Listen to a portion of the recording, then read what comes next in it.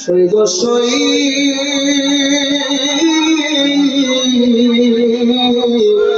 ভিতরে বাহিরে টানে আমার ওয়ালিশা বাবার প্রেমের আগুন নাই ও তার ঘরে তাকাই ওয়ালিশার প্রেমের আগুন লাইগাছে যার গাই প্রেমের আগুন লাইগাছে যার গায় ও তার ঘরে তাকাই প্রেমের আগুন লাইগাছে যার গায় সকলে বলি আল্লাহুম্মা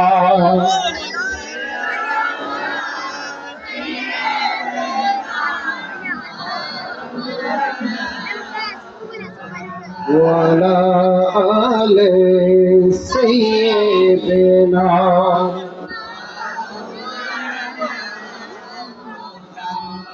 উপস্থিত হযরত খাজা ওয়ালি শাহ স্মরণে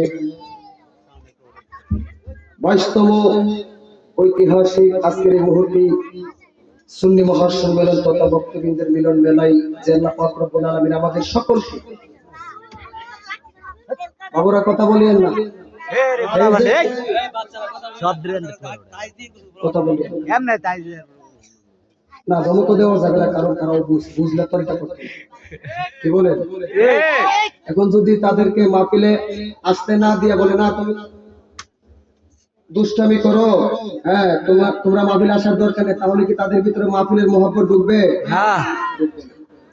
বাবাজিরা আমার, ছোটদেরকে আপনারা মসজিদে নিয়ে যাবেন, সকালবেলা বক্তব্য পাঠাবেন, তারপরে সন্তানগুলা যদি আপনি সুশিক্ষায় শিক্ষিত করতে চান তাহলে এই যে এটা কি মোবাইল, এটা কি আমার হাতে কি মোবাইল, এই মোবাইল কি দিবেন না বাদ দিবেন?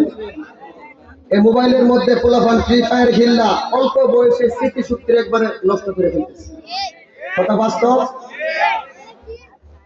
যদি এই মোবাইল দিয়ে সে ভালো কোনো কর্ম করতো সে মোবাইল একবার না 1000 বার ছাড়া আমি কোনো কিছু বলতাম না। যাই হোক, আমি ওইদিকে যাচ্ছি না। আল্লাহ পাক যেন যুবকদেরকে শুধরানোর মতন তৌফিক দান করে এবং আমাদেরকে ধৈর্য ধারণের তৌফিক দান করে, জোরে বলেন আমিন।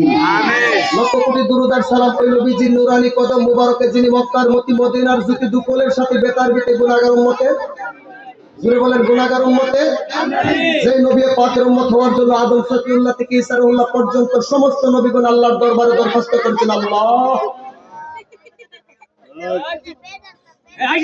নবী বানিয়েছেন খুশি, কিন্তু তার চাইতে বেশি খুশি হইতাম যদি আখিরি জামানার নবীর উম্মত বানাইতেন।